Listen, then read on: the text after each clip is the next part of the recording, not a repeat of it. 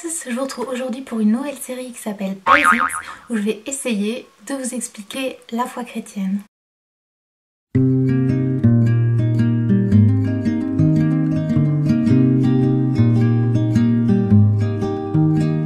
You were a phonograph, I was a kid, I sat with an ear close, just listening. Donc dans ces séries de vidéos, je vous expliquerai plusieurs thèmes et plusieurs éléments pour comprendre un petit peu mieux la foi chrétienne, spécialement si vous ne savez pas vraiment qu'est-ce que c'est qu'un chrétien, comment on devient chrétien, etc. Et ensuite différents thèmes, la Bible, la prière, etc.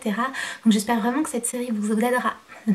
J'espère vraiment que cette série vous aidera à mieux comprendre tout ça. Et dans cet épisode, je vais vous expliquer un petit peu ce qu'on considère, nous, comme chrétien, une personne chrétienne. Qu'est-ce que c'est? Pour une petite définition, on va dire qu'une personne chrétienne, c'est une personne qui croit en Jésus, donc Jésus-Christ, et qui l'accepte comme sauveur et seigneur.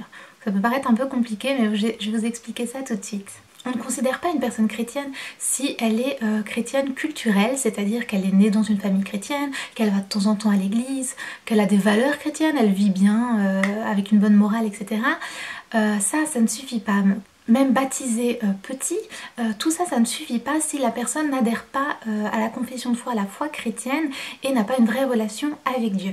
Donc, mais qu'est-ce que c'est donc être chrétien? C'est avant tout un choix, et un choix personnel. Donc c'est le choix d'avoir une vraie relation avec Dieu et ça se passe par la conversion.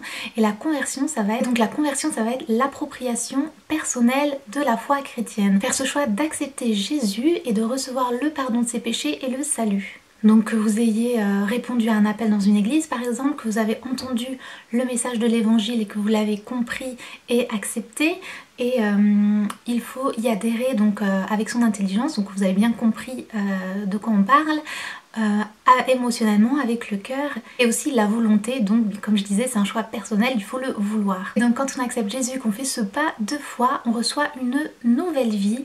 On appelle ça aussi une nouvelle naissance. Vous pouvez repartir à zéro et repartir dans votre vie avec de nouvelles bases.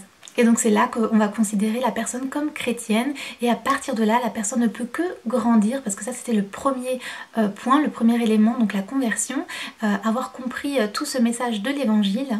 Et donc bien sûr, une fois qu'on s'est converti, on va vouloir vivre sa vie au regard de l'évangile. C'est pour ça que souvent vous pouvez remarquer parfois que les chrétiens vivent un petit peu différemment des gens du monde, parce qu'on suit les valeurs de l'évangile, on veut refléter Christ dans notre vie. Et donc dans tous les domaines de sa vie. Donc ça c'est ce qu'on appelle une vie de sanctification.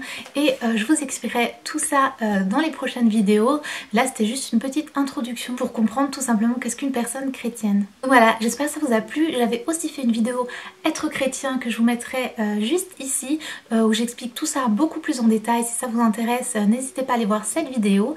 Et je vous retrouve demain pour la suite. Et donc demain on abordera la question de comment devenir chrétien, comment on se convertit. Donc n'hésitez pas à vous abonner pour ne rien rater, et je vous dis à demain, ciao!